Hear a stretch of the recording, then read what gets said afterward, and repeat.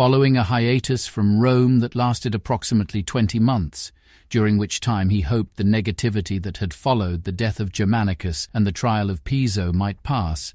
Tiberius finally returned to the city, only to learn that little had changed. The whispers surrounding his involvement in the death of his nephew and adopted son were renewed afresh in the minds of the people. The Senate was also fractured, with both the nobility and the equestrians scrambling to get ahead through either Tiberius's son Castor or through his prefect of the Praetorian Guard, Sejanus. The trial of the poet Clutorius Priscus was one such example. It had been the nobility who had so quickly called for the poet's immediate death, a judgment they hoped might flatter Castor, about whom the poem was written. Only Manius Aemilius Lepidus had argued against this extreme punishment, but was overruled in his arguments. In his role as princeps, and in pursuit of a more conservative government resembling that of the old republic, Tiberius did not make laws. He administered those legislated by the Senate. And though the Tribunicia Potestas granted him the right to veto any laws he found too extreme, Tiberius was wont to use this power. As commander of Rome's legions and as father of the nation, however, Tiberius could suggest laws for the Senate to enact. And so, Tiberius proposed a law separating a death sentence from the actual execution by a period of 10 days.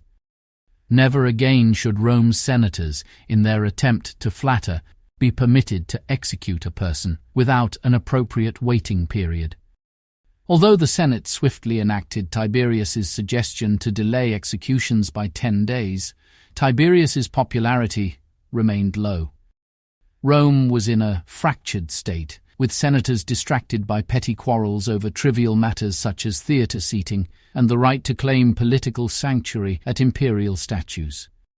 This political theatre, which had suddenly overtaken the Senate, did little to improve Tiberius's reputation. If anything, the constant drama deepened the public's perception of a government mired in self-interest and petty revenge. How could Tiberius's standing improve if the Senate appeared more concerned with personal vendettas and small injustices than the larger matters of state?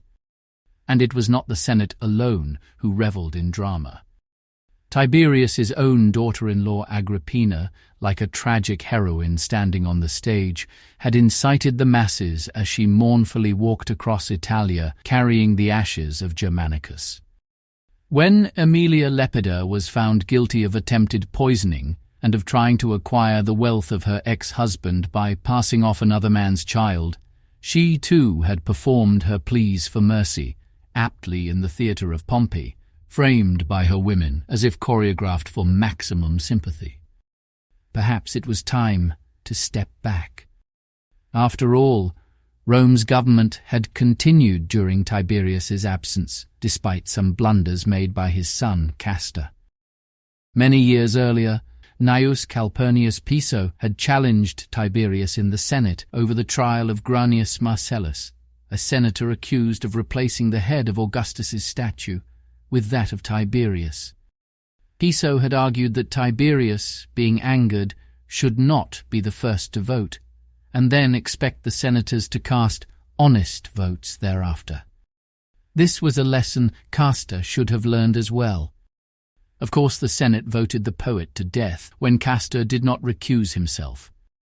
Neither should he have been consulted regarding the trial of Annia Rufilla. Like his father, Castor needed to administer the law, not make it. But he was still young, and with his father's steady hand, he would learn. By asking the Senate to grant Castor the Tribunicia Potestas, Tiberius could accomplish two things. First, it would allow him to step back from the day-to-day governance of Rome, giving Castor the opportunity to become the face of Rome's military strength within government. Second, this formal gesture would curtail the ambitions of his widowed daughter-in-law, Agrippina, who was ever striving to gather support for her son, Nero. Agrippina, unfortunately, operated under the misguided belief that her grandfather, Augustus, had promised the principate to her and her descendants. He had not. Augustus had devised a succession plan that saw the principate pass to Agrippina's husband, Germanicus. But that was where it ended. And despite being adopted into the Julii Caesares, Germanicus was as much a Claudian as Tiberius. Why did Augustus make this choice? Perhaps it served his vanity, the hope that his bloodline would continue after Tiberius.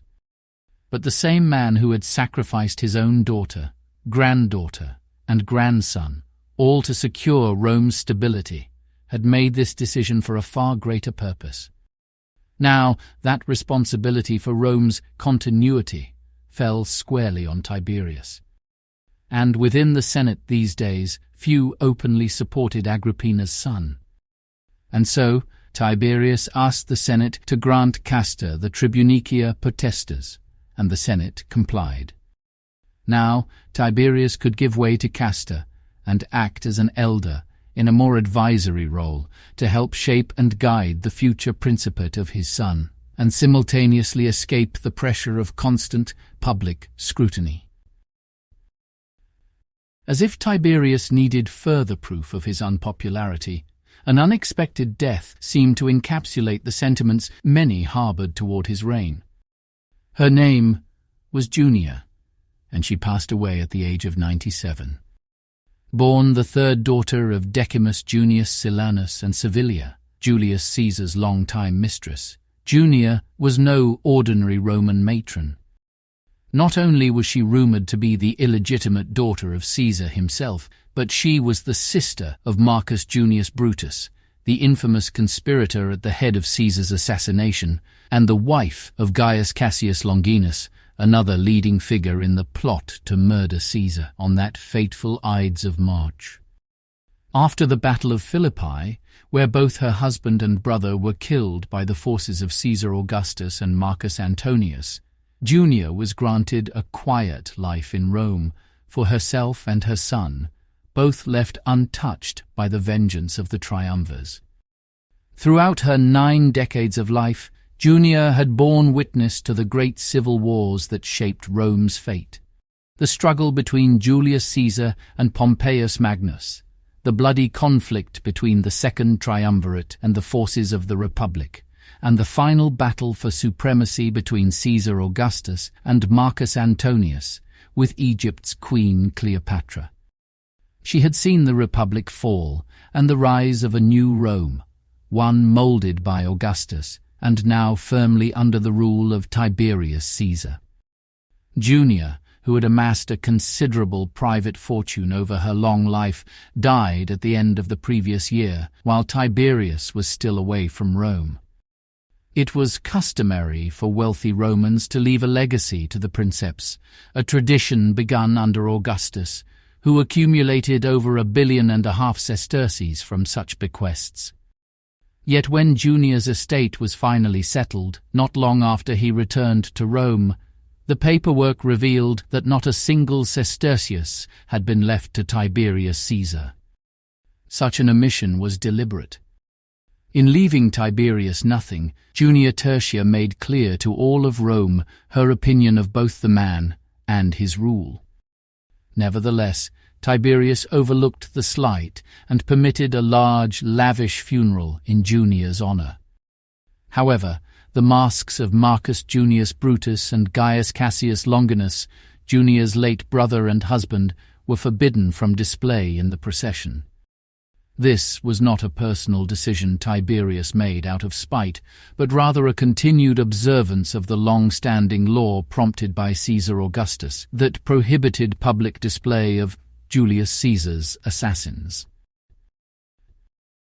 Less than a year after being granted the tribunicia potestas and assuming a more active role in Rome's government, Tiberius's son Castor once again fell ill. According to his physician Eudemus, Castor's symptoms mirrored those of his previous sickness, the same affliction that had claimed the life of one of his twin sons, Germanicus Gemellus. Together with Tiberius's daughter-in-law, Livilla, Eudemus painstakingly administered all the same remedies he had previously used, which had seen Castor successfully recover. Eudemus applied poultices and medicinal herbs to draw out the excess heat from his skin, while Livilla fed him measured doses of purgatives to ensure his body was cleansed of harmful humours. And Eudemus had every reason to be vigilant in his care of Tiberius's son. He had been well rewarded after Castor's last recovery. There was every reason for him to expect another such gift for saving the life of the next emperor of Rome. But on September 14th, in the 776th year of Rome, Drusus Julius Caesar, known affectionately as Castor, the son of Tiberius Caesar, succumbed to the illness that had returned and died. The father of the nation was shattered. His only son, raised by another man, then passed over by a forced adoption, was gone like his only brother Drusus before him, and gone like Vipsania, the only woman he had ever loved. With everyone he cared about dead, what, now, was left for Tiberius to sacrifice for Rome?